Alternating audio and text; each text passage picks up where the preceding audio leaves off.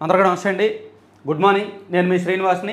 ఈనాడు, ఆంధ్రజ్యోతి, సాక్షి, ఆంధ్రప్రభ 4 వార్తాపత్రికల్లో వచ్చిన వార్తలు, వాటిలో వాస్తవాలు, ఉద్దేశాలు అన్నీ కూడా నేను ఈ వీడియోలో ఉన్నట్టు చెప్తాను. చివరి వరకు చూడండి.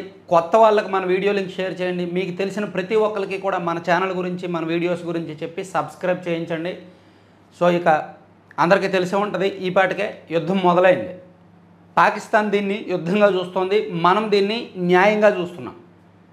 ఎందుకంటే ఈరోజు అర్ధరాత్రి అంటే తెల్లవారుజామున 1:44 సమయంలో ఆపరేషన్ సింధూర్ పేరుతో మన భారత సైన్యం పీఓకేలో ఉన్న ఉగ్రవాద మూకల శిబిరాలు, అలాగే పాకిస్తాన్లో కొన్ని చోట్ల ఉగ్రవాదులు ఎక్కడైతే తలదాచుకుంటున్నారో, ఎక్కడెక్కడైతే వాళ్ళ స్థావరాలు ఉన్నాయో అక్కడ మెరుపు దాడులు ప్రారంభించింది.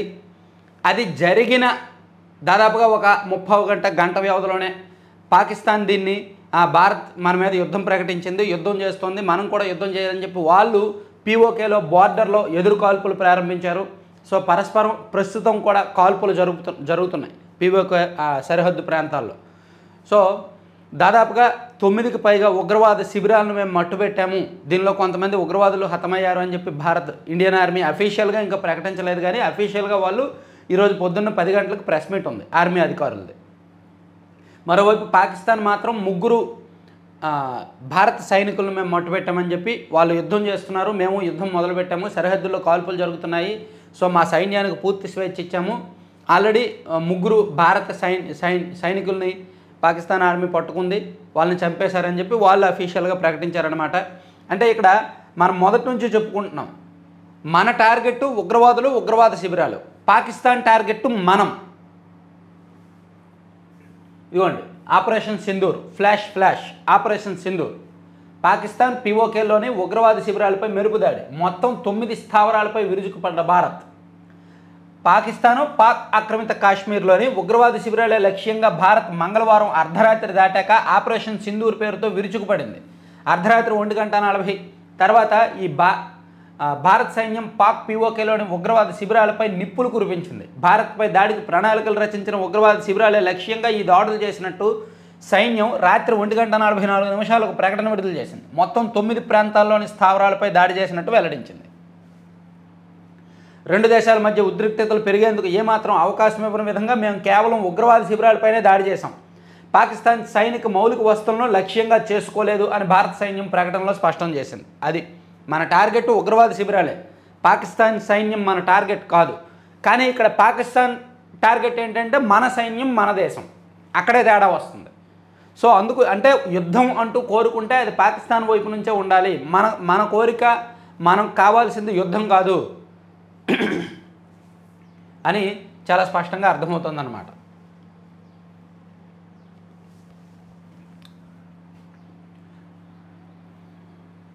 సో ఇక్కడ సన్నద్ధతకు సరేనని ఆంధ్రజ్యోతిలో ఇవ్వలేదు, బ్రేకింగ్ కదా, ఆంధ్రజ్యోతిలో ఇవ్వలేదు, సాక్షిలో ఇచ్చారు. ఫ్లాష్ పాక్లోని ఉగ్ర శిబిరాలపై భారత్ దాడి, పహల్గాం దాడికి ప్రతీకారంగా ఆపరేషన్ సింధూర్తో విరుచుకుపడిన భారత సైన్యం, 12 మంది ఉగ్రవాదుల హతం అని చెప్పి ఇక్కడ దీనిలో సాక్షిలో కూడా ఇచ్చారు. యాజ్ ఆఫ్ నౌ యాక్చువల్లీ ఉన్న అప్డేట్స్ ఏంటంటే, ఇవి రాత్రి ఉన్నవి కదా, సో ఇప్పుడున్న అప్డేట్స్ ఏంటంటే ఇండియన్ ఆర్మీ అఫీషియల్గా 10 గంటలకు ఒక ప్రెస్ మీట్ పెట్టబోతున్నారు. 10 గంటలకు ప్రెస్ మీట్ పెట్టి విషయాలు ఏంటనేది చెప్తారు. సో ఇప్పుడు ఉన్న తాజా పరిణామాలన్నీ కూడా నేను ఒకసారి చూసి మీకు చెప్తాను.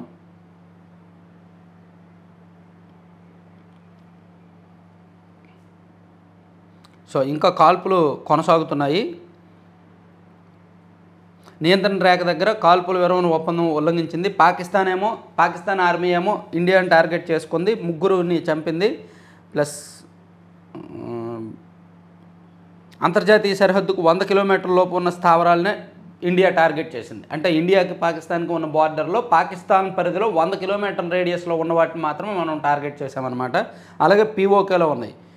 మురిట్కే సాంబా ఎదురుగా సరిహద్దుకు 30 కిలోమీటర్ల దూరంలో ఉన్న లష్కరే క్యాంప్ ఒకటి, సరిహద్దు నియంత్రణ లేక పూచ్ రాజౌరికి 35 కిలోమీటర్ల దూరంలో ఉన్న గుల్పూర్ దగ్గర, అలాగే పాక్ ఆక్రమిత కశ్మీర్లోని తంగ్ధర్ సెక్టార్ లోపల 30 కిలోమీటర్ల పరిధిలో ఉన్న సవాయ్ లష్కరే క్యాంప్ దగ్గర, అలాగే JM launch pad Bilal camp దగ్గర, రాజౌరికి ఎదురుగా నియంత్రణ రేఖ 15 కిలోమీటర్ల దూరంలో ఉన్న JM launch pad Bilal camp దగ్గర, అలాగే అంతర్జాతీయ సరిహద్దుకు 15 కిలోమీటర్ల దూరంలో ఉన్న సియాల్కోట్ సమీపంలో ఉన్న హెచ్ఎం శిక్షణా శిబిరం దగ్గర, అలాగే సాంబా కతువా ఎదురుగా ఉన్న సరిహద్దుకు 8 కిలోమీటర్ల దూరంలో ఉన్న సర్జల్ క్యాంప్. ఇది జేఎంకు ఒక క్యాంప్. అంటే ఇండియన్ ఆర్మీ చాలా క్లారిటీగా ఉంది, ఎక్కడెక్కడ దాడులు చేశారు, ఏ ఏ ప్రాంతంలో దాడులు చేశారు, ఆ ప్రాంతంలో ఎవరున్నారు, ఉగ్రవాద శిబిరాలు ఉన్నాయి, వాళ్ళు గ్రూప్ ఆఫ్ పీపుల్ అక్కడ ఉన్నారు, వాళ్ళు అక్కడ స్థావరాలని ఏర్పాటు చేసుకొని అక్కడ నుంచే కార్యకలాపాలు చేస్తున్నారు. అది దాదాపుగా వాళ్ళ మీద నిఘా పెట్టి పూర్తి సమాచారం తెప్పించుకొని కరెక్ట్గా టార్గెట్ని గురిపెట్టారనమాట. సో ప్రస్తుతానికి పీఓకే దగ్గర సరిహద్దుల్లోనూ పరస్పర కాల్పులు జరుగుతున్నాయి పాకిస్తాన్కి ఇండియాకి మధ్య. సో ఇది కాసేపు పక్కన పెడదాం, ఇంకా అప్డేట్స్ ఏమున్నాయి అనేది మళ్ళీ మనం చూద్దాం. ఇక గాలి జనార్దన్ రెడ్డి గారు అలియాస్ ఏమంటారు దాన్ని, గోల్డెన్ కింగేగా, అది ఆయన ఇంట్లోనేగా మనకి బంగారు కుర్చీలు బంగారు అన్నీ బయటపడ్డాయి అప్పుడెప్పుడో 2011-12 ఆ టైంలో. సో మైనింగ్ డాన్ మన భారతదేశంలో. గాలికి 7 ఏళ్ల జైలు, గనుల అక్రమ తవ్వకాల కేసులో జనార్దన్ రెడ్డికి శిక్ష. నాకు ఈ శిక్ష వచ్చిన తర్వాత, ఇది ఖరారైన తర్వాత నిన్న అనిపించింది, అరే సిబిఐ కేసులో దాదాపుగా 14 ఏళ్ళ తర్వాత ఆయనకి శిక్ష పడింది, అలాంటిది మరి 11 సిబిఐ కేసులోనే జగన్మోహన్ రెడ్డి గారి పరిస్థితి ఏంటో. నిజంగా ఆయన కేసుల్లో కూడా, జగన్మోహన్ రెడ్డి గారి కేసుల్లో కూడా కదలిక ఉంటే, తుది తీర్పు వస్తే చాలా సీరియస్ పరిణామాలు ఉండొచ్చు, చాలా పెద్ద శిక్షలే ఉండొచ్చు, న్యాయ వ్యవస్థ సరిగ్గా పనిచేస్తే. సో శ్రీనివాసరెడ్డి, రాజగోపాల్ రెడ్డి, మొఫజ్ అలీ ఖాన్లకు గతంలో జైల్లో ఉన్న కాలం శిక్షల మినహాయింపు. ఓఎంసీ కేసులో తీర్పు వెలువరించిన సిబిఐ కోర్టు. అనంతపురం జిల్లా ఓబులాపురం అక్రమ మైనింగ్ కేసులో ఎట్టకేలకు నిందితులకు శిక్ష పడింది. ఈ కేసులో నిందితుడు అయిన బివి శ్రీనివాసరెడ్డి, గాలి జనార్దన్ రెడ్డి, గనుల శాఖ మాజీ డైరెక్టర్ విడి రాజగోపాల్, గాలి వ్యక్తిగత సహాయకుడు మొఫజ్ అలీ ఖాన్లకు 7 ఏళ్ల చొప్పున జైలు శిక్ష విధిస్తూ హైదరాబాద్ సిబిఐ కోర్టు మంగళవారం తీర్పు వెలువరించింది. ఓఎంసీ కంపెనీకి 2 లక్షల జరిమానా విధించింది. సిబిఐ నమోదు చేసిన ఓఎంసీ కేసులో సుదీర్ఘ విచారణ చేపట్టిన న్యాయమూర్తి టి రఘురామ్ మంగళవారం తీర్పు వెలువరించారు. సో ఇప్పుడు గాలి జనార్దన్ రెడ్డి ఆల్రెడీ గతంలో కేసులు జైల్లో ఉన్నారు, దాన్ని మినహాయిస్తారనమాట 7 ఏళ్ల జైలు శిక్షలో. మరోవైపు అతన్ని చెంచల్గూడ జైలుకు తరలిస్తారు. ఇంకా చాలా విషయాలు ఉన్నాయి దీనిలో. సబితా ఇంద్రారెడ్డి గారిని నిర్దోషిగా ప్రకటించారు. అతను అప్పట్లో బెయిల్ పొందాడు కదా, న్యాయ వ్యవస్థలో జడ్జీలకు డబ్బులు ఇచ్చి బెయిల్ తీసుకున్నాడు ఆయన. ఆ కేసు కూడా ఇంకా విచారణలో ఉంది. సో మొత్తానికి గాలి జనార్దన్ రెడ్డి గారు పాపం పండింది, గనుల గజని పాపం పండింది అని రాశారు. అడ్డగోలుగా తవ్వకాలు, అమ్మకాలు, పరిధి దాటి గనులు కొల్లగొట్టిన గనుడు పక్క వాళ్ళను బెదిరించి తన ఖాతాలోకి దోపిడీ విలువ 4,310 కోట్లు. సిబిఐ 4,310 కోట్లు గాలి అక్రమ సంపద అని తేల్చిందండి. జగన్మోహన్ రెడ్డి గారి అక్రమ సంపద 43,000 కోట్లు అని సిబిఐ తేల్చిందండి. సో ఇతనికి 7 ఏళ్ల జైలు అంటే మరి ఇక్కడ వైసీపీకి కొంచెం కష్టమే. అండ్ అందుకే చాలా జాగ్రత్తగా జగన్మోహన్ రెడ్డి గారు కావచ్చు, వైసీపీ కావచ్చు, చాలా జాగ్రత్తగా న్యాయ వ్యవస్థ విషయంలో ఉన్నారనమాట. అతని కేసులు ముందుకు వెళ్లకుండా, వెనక్కి కదలకుండా డిశ్చార్జ్ మోషన్ పిటిషన్లు వేస్తూ చాలా చాకచక్యంగా డీల్ చేస్తున్నారు. జగన్మోహన్ రెడ్డి గారి లీగల్ టీం చాలా స్ట్రాంగ్గా ఉంది. బహుశా సిబిఐ కేసులు ఉన్న వాళ్ళందరికీ ఇంకా ముప్పు తప్పదేమో. సో ఇది గాలి కేసులు. జనార్దన్ రెడ్డికి జగన్ ప్రభుత్వం వత్తాసు. ఓఎంసీలో తవ్వకాలు పునరుద్ధరించాల వ్యూహం, తమకు అభ్యంతరం లేదంటూ 2022లో సుప్రీంకోర్టులో అఫిడవిట్. ఇది కుమ్మక్కేనని అప్పుడే తేల్చిన అమికస్ క్యూరీ. ఇదొకటి. ఓఎంసీ కేసులున్నాయి, జనార్దన్ రెడ్డి గారి మీద కేసు సిబిఐ కోర్టులో పెండింగ్లో ఉంది. అవన్నీ ఉన్నా సరే 2022లో వైసీపీ అధికారంలో ఉన్నప్పుడు ఓఎంసీ గనులు తవ్వుకోవచ్చు, మాకేం అభ్యంతరం లేదు అని చెప్పి జగన్మోహన్ రెడ్డి గారి ప్రభుత్వం సుప్రీంకోర్టుకు అఫిడవిట్ ఇచ్చింది. చూసారా ఎంత కుమ్మక్కో. కోట్లు కొట్టి బెయిల్ పట్టిన గాలి, న్యాయమూర్తికే లంచం ఎర, లాకర్ల నిండా కోట్లు.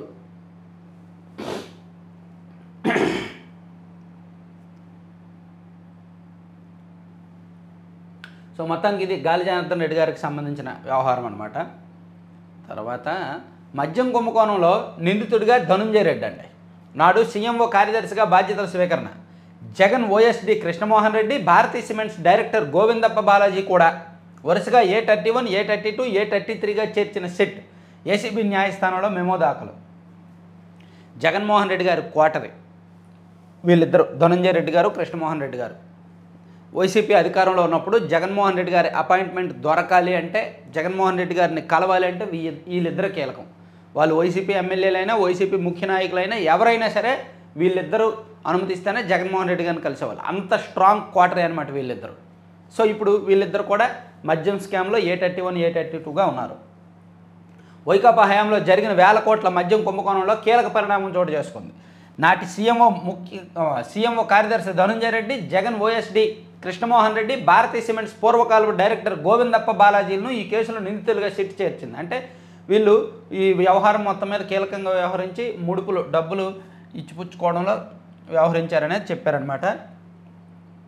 అలాగే భూమన చెప్పేవి నీతులు, చేసినవి కబ్జాలు అని తిరుపతి మంగళంలో 7.30 ఎకరాల ప్రభుత్వ భూమి ఆక్రమణ, తిరుచానూరులో ఏనాము నది భూమి 9 ఎకరాల ఆక్రమణ, వాటి విలువ 150 కోట్ల పైమాటే, ప్రభుత్వానికి విజిలెన్స్ అండ్ ఎన్ఫోర్స్మెంట్ నివేదిక, విచారణకు ఆదేశించిన మంత్రి సత్యప్రసాద్. అయితే విచారణ అంతా నెలలు సంవత్సరాలు గడిచిపోద్దులే, అది వేరే విషయంలో. కానీ సో మొత్తానికి ఇప్పటికే సజ్జల రామకృష్ణారెడ్డి గారు అటవీ భూమిని ఆక్రమించారు 63 ఎకరాలకు పైగా అని ఒక నివేదిక సిద్ధమైంది.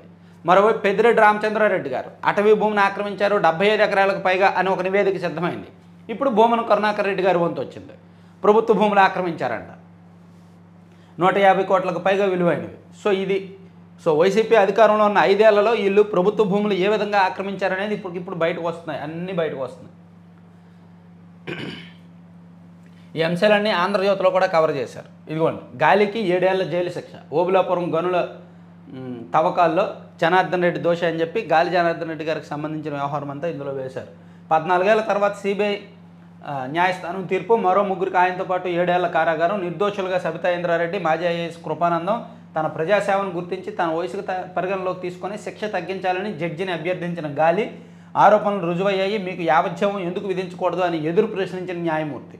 తీర్పు వెలువడగానే చంచలగూడకు గాలి తరలింపు, జైలు శిక్ష నేపథ్యంలో గాలి ఎమ్మెల్యే పదవికి గండం, ఓబులాపురంతో అప్పట్లోనే ఖజానాకు 884 కోట్ల నష్టం.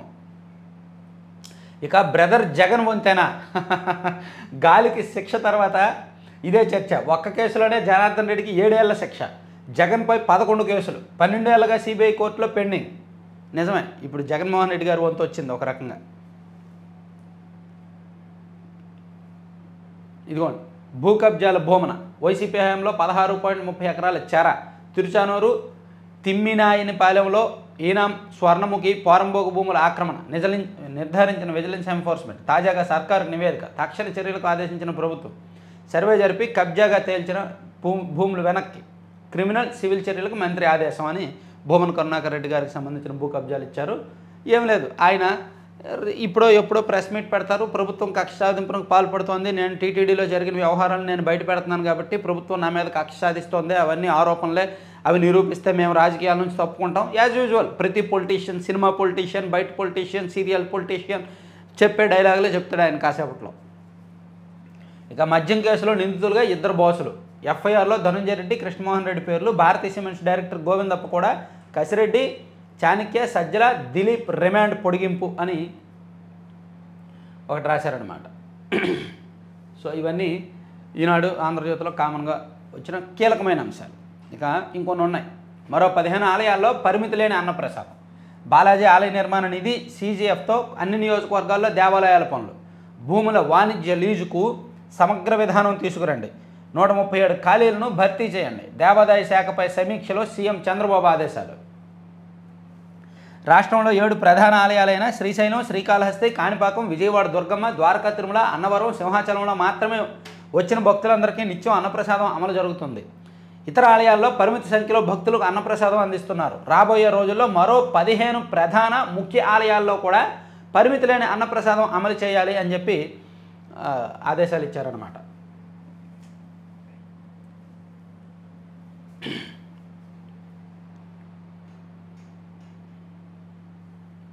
తర్వాత CJI జస్టిస్ సంజీవ్ ఖన్నా ఉన్నారు కదా,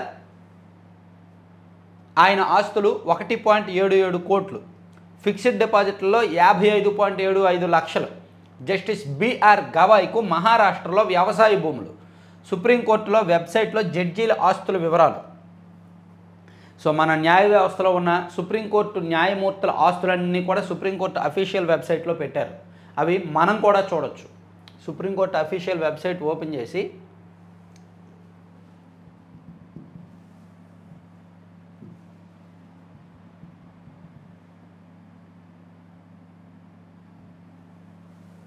ఇదిగోండి sci.gov.inలోకి వెళ్ళి దీనిలో జడ్జెస్ కాలంలో ఉంటుందేమో, అసెట్స్ ఆఫ్ జడ్జెస్ కాలంలోకి వెళ్ళి అసెట్స్ ఆఫ్ జడ్జెస్లోకి వెళ్తే ఇదిగోండి వాళ్ళందరి ఆస్తుల వివరాలు మీరు వాళ్ళ పేర్లు వచ్చాయి. Justice Sanjiv Khanna, chief justice of India. View కొడితే ఆయన ఆస్తులు ఏంటనేది వస్తాయి. అలాగే జస్టిస్ భూషణ్ రామకృష్ణ గవాయ్ వ్యూ కొడితే ఆయన ఆస్తులన్నీ వస్తాయి. ఇట్లా సుప్రీంకోర్టులో ఉన్న న్యాయమూర్తుల ఆస్తులన్నీ కూడా మనం చూడొచ్చు. సేమ్ ఇదే వ్యవహారం ఎమ్మెల్యేలు ఏపీ లెజిస్లేచర్ వెబ్సైట్లో ఎమ్మెల్యేల ఆస్తులు కూడా పెట్టాలి. ఈవెన్ అఫిడవిట్లో పెడతారు కాక, కానీ అఫిడవిట్కి సంబంధం లేకుండా ఎమ్మెల్యేలకు వచ్చేసరికి ఏం పెట్టాలంటే వాళ్ళ అఫీషియల్ ఆస్తులు వాళ్ళ అనఫీషియల్ ఆస్తులు పెట్టాలి. అంటే బెనామీ ఆస్తులు ఎందుకంటే బోల్డ్ ఉంటాయి కాబట్టి. సో మీరు కూడా వీలైతే సుప్రీంకోర్టు న్యాయమూర్తుల ఆస్తుల వివరాలు వెబ్సైట్లో చూసుకోవచ్చు. ఇక నారాయణ గారు అమరావతి శాఖ మంత్రి గారు రోజంతా అమరావతి చెప్పమే. పాపం ఆయన నిద్రలో కూడా అమరావతి చెప్పమేనేమో. 42,000 కోట్ల పనులు వచ్చేస్తున్నాయి. మూడేళ్లలో అమరావతి పనులు పూర్తయిపోతాయి. రాజధాని గ్రామాలకు రైతులు సుఖంగా ఉన్నారు. రైతులు 10,000 ఎకరాలు కొత్తగా కావాలి, ఎయిర్పోర్ట్ నిర్మిస్తాం, రైల్వే స్టేషన్ నిర్మిస్తాం, ఓఆర్ఆర్ నిర్మిస్తాం. ఇప్పుడేమో లా యూనివర్సిటీకి 55 ఎకరాలు. ప్రతిరోజు ఏదో ఒక కొత్త విషయం చెప్పినట్టు ఆయన రావడం, ఈనాడులో హైలైట్ చేయడం భలే ఉంటుందిలే. నారాయణ గారు రాజధానిలో కేటాయింపు, క్వాంటమ్ వ్యాలీకి 50 ఎకరాలు, బసవతారకం క్యాన్సర్ ఇన్స్టిట్యూట్ ఆధ్వర్యంలో వైద్య కళాశాల, మొత్తం 7 సంస్థలకు 113.96 ఎకరాల కేటాయింపు, మంత్రివర్గ ఉపసంఘం నిర్ణయాలు. రాజధాని అమరావతిలో bar council of India BCI trust ఆధ్వర్యంలో జాతీయ న్యాయ విశ్వవిద్యాలయం ఏర్పాటుకు రాష్ట్ర ప్రభుత్వం 55 ఎకరాలు కేటాయించింది. రాజధానిలో భూముల కేటాయింపులపై ఏర్పాటైన మంత్రివర్గ ఉపసంఘం సమావేశం మంగళవారం సచివాలయంలో జరిగింది. లా యూనివర్సిటీ సహా 7 సంస్థలకు మొత్తం 113.97 ఎకరాల భూమిని ఇచ్చారన్నమాట. అది ఒక కీలకమైన అంశం. మన అమరావతి శాఖ మంత్రి గారు దాన్ని బయటికి చెప్పారు. తర్వాత నేటి నుంచి బియ్యం కార్డులకు దరఖాస్తుల స్వీకరణ, మార్పులు చేర్పులకు అవకాశం అంటండి.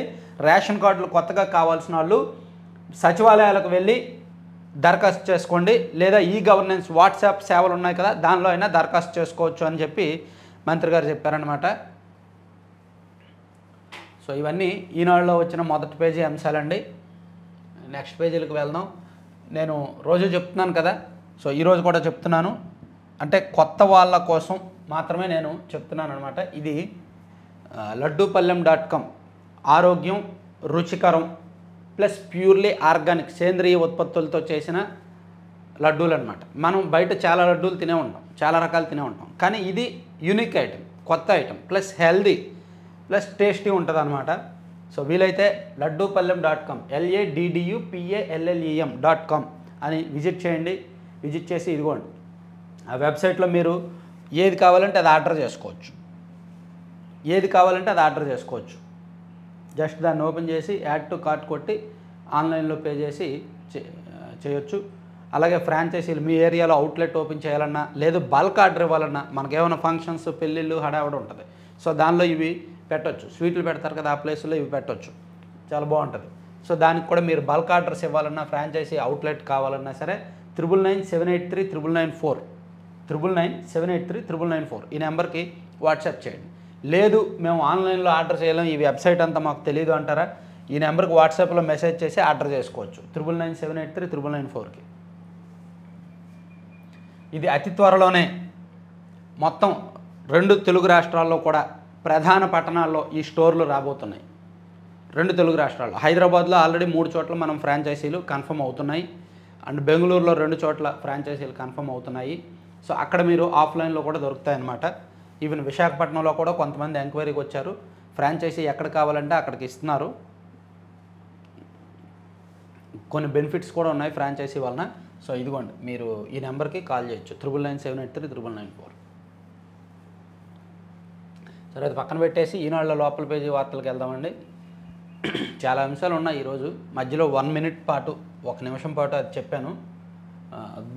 గ్యాప్ 1 ప్రధాన డ్యాం ఆకృతులకు సూత్రప్రాయ ఆమోదం, పోలవరంపై విదేశీ నిపుణుల బృందంతో చర్చల్లో నిర్ణయం. ఓకే, జవాబు పత్రాలు తెరవకుండానే మార్కులు వేశారు. ఇదండి గ్రూప్ 1 మూల్యాంకనం ఉంది కదా, పిఎస్ఆర్ ఆంజనేయులు గారు చేసిన మరో తప్పు, ఘోరమైన తప్పు. ఆయన ఒక అధికారి అయ్యుండి, ఒక సివిల్ సర్వీసెస్ అధికారి అయ్యుండి గ్రూప్ 1 అభ్యర్థుల జీవితాలతో ఆయన ఎలా ఆడుకున్నాడో చూడండి. ఫస్ట్ డిజిటల్గా మూల్యాంకనం చేశారు, ఆ తర్వాత హైకోర్టుకు వెళ్తే హైకోర్టు ఒప్పుకోలేదు. డిజిటల్ మూల్యాంకనం అని మీరు ముందు చెప్పలేదు కదా, అలా ఎలా చేస్తారని చెప్తే అప్పుడు ఒక థర్డ్ పార్టీ సంస్థతో ఒప్పందం చేసుకొని హాయ్లాండ్లో, మంగళగిరి దగ్గరలో హాయ్లాండ్ ఉంది కదా, హాయ్లాండ్లో ఒక 3 నెలల పాటు మాన్యువల్గా మూల్యాంకనం చేశారు. కానీ డిజిటల్ విధానంలో మూల్యాంకనం చేసినప్పుడు ఎవరికైతే మార్కులు వచ్చాయో మాన్యువల్గా వాళ్ళకి మార్కులు వేయించారు. దీనిలో ఒక థర్డ్ పార్టీ సంస్థ ఒకటి ఇన్వాల్వ్ అయిందనమాట. ఇది తప్పు, థర్డ్ పార్టీలు ఇన్వాల్వ్ అవ్వకూడదు మూల్యాంకనంలో. సో అందుకు అనామకులతో మార్కుల నమోదు ప్రక్రియ హాయ్లాండ్లో మాన్యువల్ మూల్యాంకనం చేసినట్టు మొక్కుబడి తంతు సూత్రధారి campaign media director Pamidikalva Madhusudan arrest చేసిన పోలీసులు. సో పమిడికాల్వ మధుసూదన్ కూడా పోలీసులు అరెస్ట్ చేశారనమాట పిఎస్ఆర్ ఆంజనేయులు గారితో పాటు. సో పిఎస్ఆర్ ఆంజనేయులు గారు ఇప్పుడప్పుడే బయటకు వచ్చే ఛాన్స్ లేదు. ఆల్రెడీ కాదంబరి జత్వాని కేసులో లోపల ఉన్నారు, ఇప్పుడు గ్రూప్ 1 మూల్యాంకనం కేసులో కూడా లోపల ఉంటారు. రేపు పొద్దున్న రఘురామకృష్ణరాజు గారి కేసులో కూడా అతను లోపలే ఉంచుతారనమాట. ఇప్పుడప్పుడే బయటకు వచ్చే అవకాశం ఉంది. పాపం ప్రశాంతంగా బయట ఉండి ఆయన పని ఆయన చేసుకుంటే ప్రభుత్వం ఆయన మీద ఫోకస్ పెట్టేది కాదు. ఆయన బయట ఉండి ఆయన పని ఆయన చేసుకోకుండా పోలీసులను పని చేయనివ్వట్ల, సిట్ని పని చేయనివ్వట్ల, ప్రతి విషయాలు కూడా లీక్ చేసి వైసీపీ వాళ్ళకి సమాచారం ఇస్తున్నాడు ఆయన. అందుకు ప్రభుత్వం అతన్ని లోపలేసింది. థర్డ్ పార్టీకి మూల్యాంకన బాధ్యతలు రాజ్యాంగ విరుద్ధం, న్యాయపరమైన చిక్కులు తలెత్తే ప్రమాదం. నాటి కార్యదర్శి పిఎస్ఆర్కు సభ్యుడు సోనీవుడ్ లేఖ. ఇదిగోండి 2021 డిసెంబర్లో ఈ లేఖ ఒకటి వచ్చింది. సోనీవుడ్ ఏపీపీఎస్సీ మెంబర్. అసలు థర్డ్ పార్టీ చేత మనం ఎలా మూల్యాంకనం చేయిస్తామో అది రాజ్యాంగ విరుద్ధం కదా అని అప్పుడే అభ్యంతరాలు వచ్చినా ఆయన పట్టించుకోలేదు. నేడు సన్నద్ధత సైరన్. ఆల్రెడీ అక్కడ యుద్ధం జరుగుతోంది, దానికి సంబంధించి దేశవ్యాప్తంగా కూడా సన్నద్ధత జరుగుతుందన్నమాట.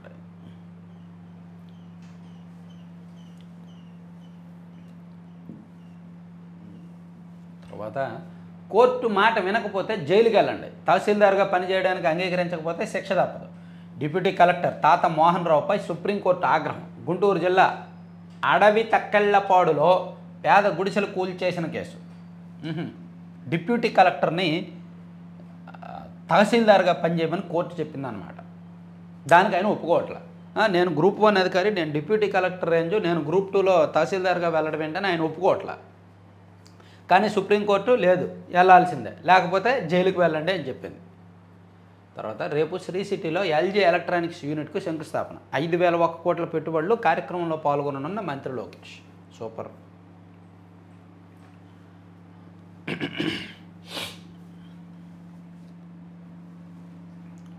పనివేళల్లో ప్రైవేట్ ఆసుపత్రుల్లో చికిత్స చేస్తారా? ప్రభుత్వ వైద్యులపై విచారణకు మంత్రి ఆదేశం. అవన్నీ జరిగాయనండి. మా చిన్నప్పుడు, మా తండ్రుల చిన్నప్పటి నుంచి జరుగుతుంది, మంత్రి గారి చిన్నప్పుడు కూడా జరిగే ఉంటుంది, ఆ తర్వాత జరుగుద్ది, మా పిల్లలు పెద్ద అయ్యాక జరుగుద్ది, వాళ్ళ పిల్లలు పెద్ద అయ్యాక కూడా జరుగుతూనే ఉంటుంది. గవర్నమెంట్ హాస్పిటల్ వైద్యులందరూ ప్రైవేట్గా క్లినిక్లు పెట్టుకుంటారు. ప్రభుత్వ ఆసుపత్రుల్లో గంట ఉంటే ప్రైవేట్ క్లినిక్స్లో ఇష్టానుసారం ఉంటారు. ఎందుకంటే వాళ్ళ సొంతం, వాళ్ళ ప్రాక్టీసు వాళ్ళది. ఈ సిస్టమ్ మారదు. ఎంత వార్నింగ్లు ఇచ్చినా, ఎన్ని నోటీసులు ఇచ్చినా సిస్టమ్ మారదు. నోటీసులు ఇస్తే ఏ ఒక్క పొలిటీషియన్ దగ్గరకో, ఏ ఎమ్మెల్యే దగ్గరకో వెళ్ళి రికమెండేషన్ చేయించుకుంటారు, మంత్రి గారికి ఫోన్ చేయించుకుంటారు. రాజధానికి భూ సమీకరణపై గ్రామసభ నేడు. సుజనా చౌదరికి హైదరాబాద్లో శస్త్రచికిత్స. లండన్ పర్యటనలో జారిపడడంతో కుడి చేయికి గాయం. సుజనా చౌదరి గారికి ఆయన లండన్లో పర్యటిస్తున్నప్పుడు ఆయన ఒక చోట జారిపడ్డారు, ప్రమాదవశాత్తు కుడి చేయి విరిగింది. ఆ కుడి చేయికి హైదరాబాద్లోని ఒక ప్రైవేట్ హాస్పిటల్లో శస్త్రచికిత్స జరిగిందనమాట. కొంచెం పెద్ద ఇంజరీనే, కాకపోతే ఆపరేషన్ అయిపోయింది, ఆపరేషన్ సక్సెస్ అయింది. గాలికి 7 ఏళ్ల జైలు. ఓకే, గాలికి 7 ఏళ్ల జైలు అంటే ఏంటో, మిగిలిన వాళ్ళకి ఎన్ని సంవత్సరాలు పడుతుందో. క్షీరధేనువు రోజుకు 20 లీటర్ల పాలతో ఒంగోలు ఆవు రికార్డు. సూపర్ అండి. సరే, ఈనాడు పక్కన పెట్టి మనందరికీ ఎంతో ఇష్టం ఈ పేపర్ ఏమో లేట్ అయిపోతుంది. మా ఓబులాపురం మైనింగ్ కేసు మాజీ మంత్రి సబితా ఇంద్రారెడ్డి నిర్దోషి. మరి అదే డొంక తిరుగుడు రాతలంటే ఎవరిని దోషులుగా తేల్చారు, ఎవరికి ఎన్ని సంవత్సరాలు జైలు శిక్ష విధించారనేది హైలైట్ చేసి ఎవరు నిర్దోషులుగానే తర్వాత రాయాలి. కానీ వీళ్ళు నిర్దోషి ఎవరనేది ముందు హైలైట్ చేశారు. మైనింగ్ శాఖ అప్పటి కార్యదర్శి కృపానందం కూడా తీర్పు వెలువరించిన సిబిఐ ప్రత్యేక న్యాయస్థానం. గాలి జనార్దన్ రెడ్డి, బివి శ్రీనివాసరెడ్డి, విడి రాజగోపాల్, అలీఖాన్ దోషులే. వీరికి 7 ఏళ్ల జైలు, రాజగోపాల్కు అదనంగా 4 ఏళ్ళు, 10,000 చొప్పున జరిమానా, ఓఎంసీకి 2 లక్షల ఫైన్ అన్నమాట.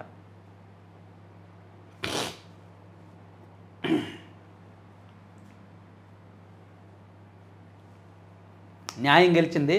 నన్ను ముందు పెట్టి వైఎస్ను దోషిగా నిలబెట్టాలని చూశారు సబితా ఇంద్రారెడ్డి. మేము ఎక్కడా చట్టవిరుద్ధంగా అనుమతులు ఇవ్వలేదు. తప్పు చేయకపోయినా నాడు కన్నీళ్లతో కోర్టు మెట్లు ఎక్కా 12.5 ఏళ్ల పాటు మానసిక ఆవేదన అనుభవించా. వాస్తవాలను పరిశీలించిన కోర్టు నన్ను నిర్దోషిగా ప్రకటించిందని చెప్పి సబితా ఇంద్రారెడ్డి గారు చెప్పారు. మెగా పేరుతో ఎందుకు ఈ దగా? డిఎస్సిలో అంతుపట్టిన నిబంధనలపై అభ్యర్థుల మండిపాటు, డిగ్రీలో 50% మార్కులపై స్పందించిన కూటమి సర్కారు. నిజమేనండి. సరే, ఇదంతా కాదు కానీ ఒకే పేపరు ఒకే జిల్లా అనేటట్టు ఒక డిమాండ్ వస్తుంది. ఈ డిఎస్సిలో అభ్యర్థులు ఒక్కో చోట ఒక్కో పేపర్ ఇవ్వడం, ఒక్కో సెట్టింగ్ ఇవ్వడం వలన దానివలన కొంత కన్ఫ్యూజన్లో ఉంది అని కొన్ని డిమాండ్లు వస్తున్నాయి. డిఎస్సికి సంబంధించి 50% మార్కుల మీద అయితే ఇంకా స్పందించాల. అంటే అన్రిజర్వ్డ్ కేటగిరీస్, ఓసీ కేటగిరీస్ ఎవరైతే ఉన్నారో వాళ్ళకి ఖచ్చితంగా డిగ్రీలో 50% మార్కులు రావాల్సిందే. మిగిలిన వాళ్ళు 40% పెట్టినట్టున్నారు. ఈ నిబంధన 2011 జూలై ముందు వారికి వర్తించదని ఎన్సిటిఈ గెజిట్. తెలంగాణలో ఈ నిబంధన మేరకే డిఎస్సి పూర్తి. ఏపీలో ఈ నిబంధనలు తొంగలో తొక్కారు. ఫస్ట్ లాంగ్వేజ్ తెలుగు తప్పనిసరిపై సిబిఎస్ఈ వారికి అన్యాయం. 9 రోజుల్లో ముగియనున్న దరఖాస్తు గడువు, హైకోర్టును ఆశ్రయించేందుకు సిద్ధమవుతున్న అభ్యర్థులు. తర్వాత యాక్సిస్ విద్యుత్ స్కామ్పై సిబిఐ విచారణ చేపట్టాలి. వీళ్ళు జగన్మోహన్ రెడ్డి గారిని మళ్ళీ జైలుకి పంపించే వరకు వదిలిపెట్టరా ఏంటి వీళ్ళు? ఈ వైసీపీ వాళ్ళు సాక్షి పేపర్ వదిలిపెట్టలేరు. జగన్మోహన్ రెడ్డి గారిని మళ్ళీ జైలుకి పంపిస్తారేమో. ఎందుకంటే యాక్సిస్ విద్యుత్ స్కామ్పై సిబిఐ విచారణ అంటే యాక్సిస్తో ఒప్పందం చేసుకుంది వైసీపీ వాళ్ళు ఉన్నప్పుడే కదా, వైసీపీ గవర్నమెంట్ ఉన్నప్పుడే కదా ₹5.12 ఒప్పందం చేసుకున్నారు. దాన్ని కూటమి ప్రభుత్వం వచ్చాక ₹4.60 మార్చారు కదా. దీని మీద సిబిఐ విచారణ ఏంటి? వైసీపీ వాళ్ళు ఇరుక్కుపోతారు కదా. ఏం భరత్ గారు, ఇదిగోండి ఆంధ్రజ్యోతిలో రాశారు చూడండి. ఇదిగో యాక్సిస్పై యాగి, జగన్ రాత పత్రికలో నిజాలు దాచి నిస్సిగ్గు రాతలు. నాడు ఒప్పందం చేసుకుంది జగనే. 2022 నవంబర్ 24వ తేదీన ఒప్పందం జరిగింది ₹5.12. ఇప్పుడు దాన్ని తగ్గించి ₹4.60 ఒప్పందం కన్ఫర్మ్ చేశారు. ఇదిగో 2022లో యూనిట్ 5/12 ఒప్పందం, దీనిని 4.60కి తగ్గించిన బాబు సర్కారు. వైసీపీ ఒప్పందంతో పోలిస్తే 52 పైసల ఆదా, జిఎస్టీ కింద ఏటా మరో 784 కోట్ల మిగులు. కీలక అంశాలు దాచిపెట్టి రోతపత్రిక రాతలు. నాడు సెకీ ఒప్పందంపై వైసీపీ అడ్డగోలు వాదన. ఇది కరెక్టే కదా. ఏం భరత్ గారు, మీరు అన్నీ చదువుకున్నారు, మీరు సినిమాల్లో యాక్ట్ చేశారు, మీకు అన్నీ తెలుసు, అన్నీ మాట్లాడతారు, మీరు కూడా జగన్మోహన్ రెడ్డి గారి మీద కక్ష కట్టారేంటి? ఇప్పుడు ఇది వైసీపీ అధికారంలో ఉన్నప్పుడే ఒప్పందం జరిగింది కదా. దాని మీద సిబిఐ విచారణ జరిగితే ఎవరు వెళ్తారు? ఫస్ట్ జైలుకి ఎవరు వెళ్తారు? అకారణ వెయిటింగ్ అధికార దుర్వినియోగమే తేల్చి చెప్పిన రాజస్థాన్ హైకోర్టు. ఏపీ సర్కార్కు చెంపపెట్టు. అంతేగా, అకారణ వెయిటింగ్ అయితే అధికార దుర్వినియోగమే. కానీ వీళ్ళు అకారణంగా వెయిటింగ్లో పెట్టాల. వైసీపీకి సేవ చేశారు కాబట్టి వెయిటింగ్లో పెట్టారు. సో వందలాది మంది అధికారులకు వెయిటింగ్ పీరియడ్లో ఉంచారు, పోస్టింగ్లు ఇవ్వట్లేదు అని ఆంధ్రప్రదేశ్ ప్రభుత్వం మీద సాక్షి వాళ్ళు, వైసీపీ వాళ్ళు ఆరోపణలు చేస్తున్నారు. సో నిన్న రాజస్థాన్ హైకోర్టు ఏం చెప్పిందంటే అసలు అధికారులని, పోలీసుల్ని అకారణంగా వెయిటింగ్ పీరియడ్లో ఉంచకూడదు, పోస్టింగ్లు ఇచ్చేయాలి 30 రోజుల్లోగా అని చెప్పి రాజస్థాన్ హైకోర్టు చెప్పింది. దాన్ని ఆంధ్రప్రదేశ్కు ఆపాదిస్తూ సాక్షిలో ఈరోజు రాశారు. కానీ అకారణం కాదుగా, కారణం ఉంది కాబట్టే పక్కన పెట్టారనేది గుర్తించాలి. ఇక నాటుకోళ్ళు, గుడ్లు ఇంటికే వస్తాయి. ఆన్లైన్లో ఆర్డర్ చేస్తే చాలు. ఏ రాష్ట్రానికైనా పార్సెల్ అందుబాటులో 11 రకాల జాతులు. కేంద్ర ప్రభుత్వ సంస్థ డిపిఆర్ ఆధ్వర్యం. నిజంగా నాటుకోళ్ళు, ఒరిజినల్ నాటుకోళ్ళు దొరకట్లేదండి. అన్నీ కూడా ఈ క్రాసింగ్ బ్రీడ్లో ఎక్కువ దొరుకుతున్నాయి. ఈవెన్ మంచి పెద్ద పెద్ద హోటల్స్కి వెళ్ళి ఒరిజినల్ నాటుకోళ్ళు దొరకట్లా. సో అందుకు నిజంగా ఒరిజినల్ నాటుకోళ్ళ ఉత్పత్తి మంచి బిజినెస్. ఇప్పుడు ఎవరికైనా ఓపుకుంటా, కాకపోతే అది కొంచెం ఇబ్బంది, రిస్క్ ఉంటుందిలే. కానీ ఒరిజినల్ నాటుకోళ్ళు ఎక్కడ దొరకట్లే, ఇప్పుడు అంతా కూడా క్రాస్ బ్రీడ్లే. సో ఇప్పుడు ఆన్లైన్లో ఆర్డర్ చేస్తే ఒరిజినల్ నాటుకోళ్ళు, ఒరిజినల్ నాటుకోడి గుడ్లు ఇంటికే వచ్చేలాగా కేంద్ర ప్రభుత్వం ఒక డిపిఆర్ సిద్ధం చేస్తుందంట. కొన్ని సంస్థలతో ఒప్పందం చేసుకుంటుందంట. అదొకటి సాక్షిలో హైలైట్ చేశారనమాట. ఇక డాక్టర్ల నిరసన గలం, రాష్ట్ర వ్యాప్తంగా ఆందోళన కార్యక్రమాలు, వైద్య ఆరోగ్య శాఖ మంత్రి వ్యాఖ్యలు బాధించాయి, డిమాండ్లు నెరవేర్చేంత వరకు పోరాడతామని ప్రతిన. ఓకే,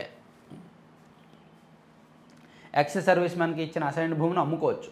ఎక్స్ సర్వీస్ మ్యాన్కి ఇచ్చిన అసైన్డ్ భూమి 10 ఏళ్ల తర్వాత అమ్ముకోవచ్చు అని చెప్పి నిన్న హైకోర్టు చెప్పింది. ప్రకాశంలో భూ ప్రకంపనలు స్వల్పంగా వచ్చాయంట. పొదిల్లోని విశ్వనాథపురంలో ఉదయం 9:45 స్వల్పంగా వచ్చాయి. అతిసారంతో బాలిక మృతి. శ్రీ సత్యసాయి జిల్లా రోళ్ల మండలంలో జీజీహట్టిలో అతిసారంతో ఓ చిన్నారి మృత్యువాత పడింది. సో ఇవన్నీ సాక్షిలో అంశాలు. అయిపోయింది సాక్షి. గురువు గారు బాయ్ అండి, బాయ్, ఈరోజుకి బాయ్. శాశ్వతంగా గుడ్ బై చెప్పాలని నేనైతే మనస్ఫూర్తిగా కోరుకుంటున్నాను. ఈ పత్రికకు శాశ్వతంగా గుడ్ బై చెప్పాలని.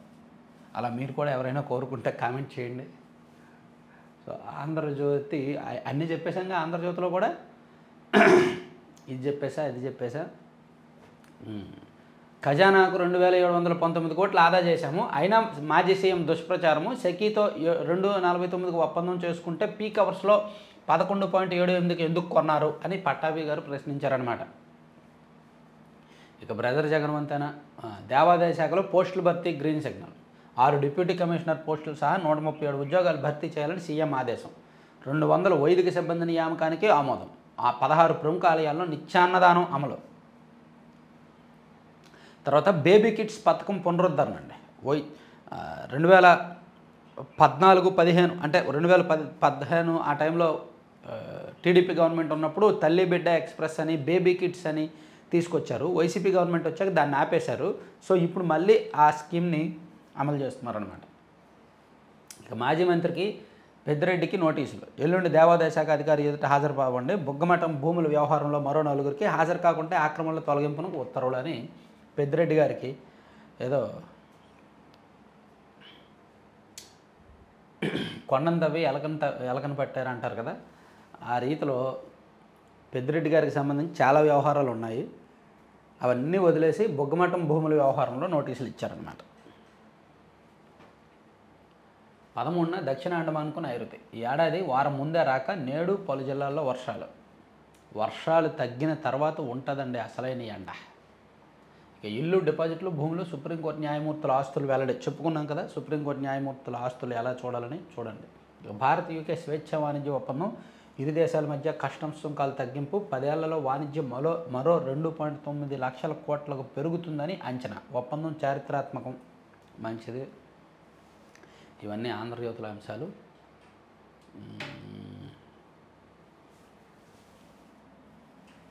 ఈవెన్ ఆంధ్రప్రభలో కూడా ఈ సింధూర్ గురించి రాయలేదు, ఓన్లీ మరో అంశాలే రాశారు. 20 లక్షల ఉపాధి కల్పనలో మరో మైలు రాయి.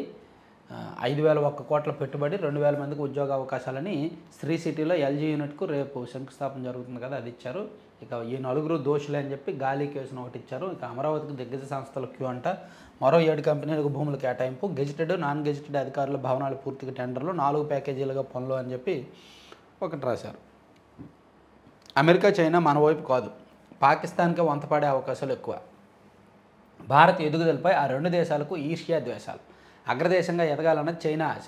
యుద్ధంతో భారత్ అతలాకుతలం కావాలన్నది డ్రాగన్ అభిమతం. ఇక అమెరికా స్నేహం సంకుచితం. పాకిస్తాన్కు పరోక్షంగా సాయం చేసే ఎత్తుగడ. పెద్ద మొత్తంలో ఆయుధ విక్రయానికి ప్రయత్నం. పాకిస్తాన్ మరో ఉక్రెయిన్ కావాలన్నది అమెరికా ఆలోచన. అక్కడి లోహాలు హస్తగతం చేసుకోవాలని తహతహ బాగా చెప్పాడు. అమెరికా వాళ్ళు డైరెక్ట్గా ఇండియాకి సపోర్ట్ చేస్తామని బయటికి చెప్తున్నప్పటికీ లోపాయికారిగా వాళ్ళు పాకిస్తాన్కే కొంత సపోర్ట్ చేస్తారు. వాళ్ళకి సపోర్ట్ చేసినట్టే చేసి ఆ దేశంలో ఉన్న లోహాలను కబ్జా చేయాలని అమెరికా చూస్తుందని ఆంధ్రప్రభలో మంచి ఆర్టికల్ రాశారు. ప్రభుత్వ బడిలో కార్పొరేట్ యూనిఫాము వచ్చే విద్యా సంవత్సరం నుంచి 2 జతల ఏకరూప దుస్తులు అని చెప్పి కార్పొరేట్ స్కూల్స్ తరహాలో ఇస్తున్నారంట, అదొకటి రాసుకొచ్చారనమాట. సో యుద్ధానికి సంబంధించి ఇంకా అప్డేట్స్ ఏమున్నాయనేది ఒకసారి ఇప్పుడు మళ్ళీ చెప్తాను, ఆగండి.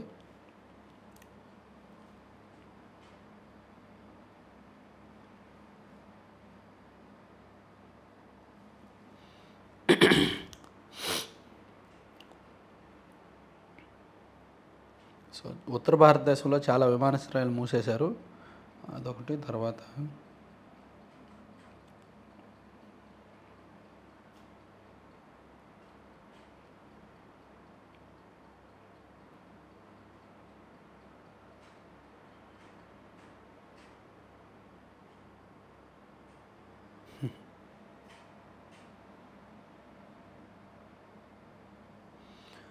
సో ఇంకా అప్డేట్స్ అన్నీ కూడా మనం ఎప్పటికప్పుడు చెప్పుకుందామండి యుద్ధానికి సంబంధించి.